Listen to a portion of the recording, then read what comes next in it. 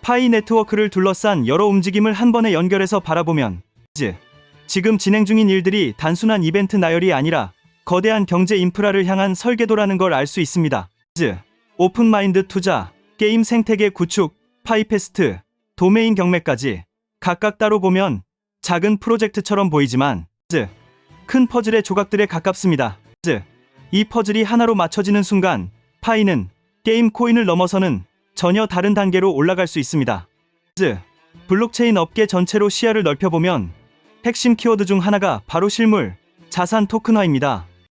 부동산, 채권, 금과 같은 자산을 온체인 토큰으로 만들어 유통시키는 흐름이 점점 빨라지고 있고 대형 자산운용사와 글로벌 은행들도 이미 이 시장에 본격적으로 들어오고 있습니다.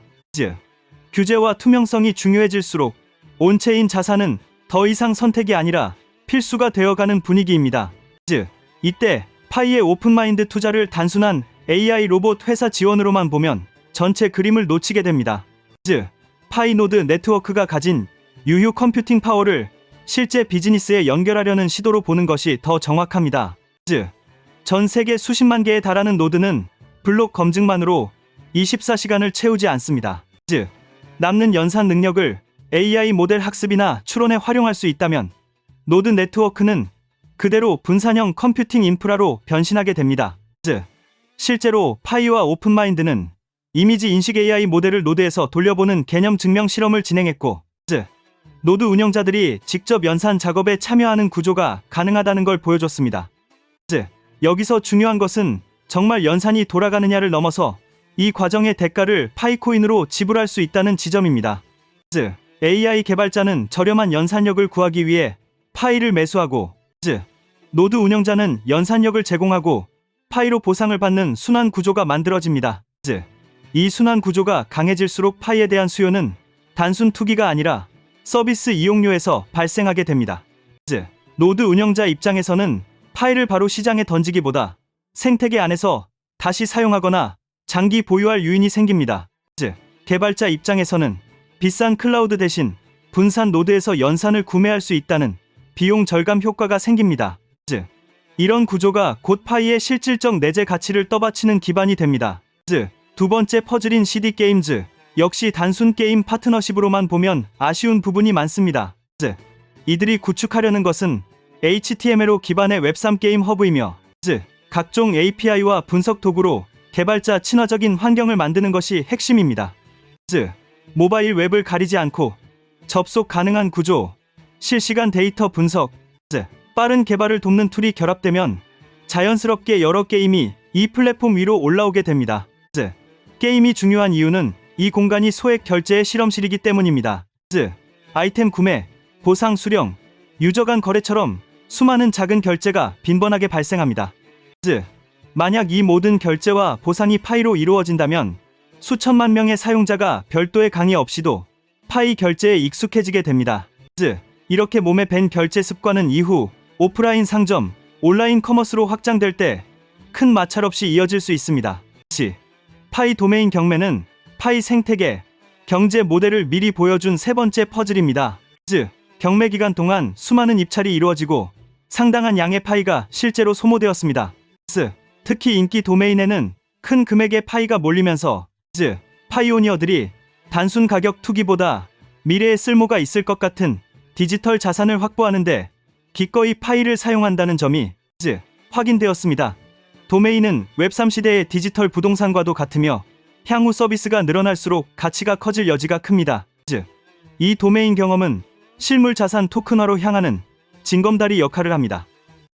처음에는 순수 디지털 자산인 도메인으로 경매와 거래 방식을 익히고 이후 부동산, 채권, 프로젝트 지분 같은 더 복잡한 자산 구조로 확장하는 시기입니다.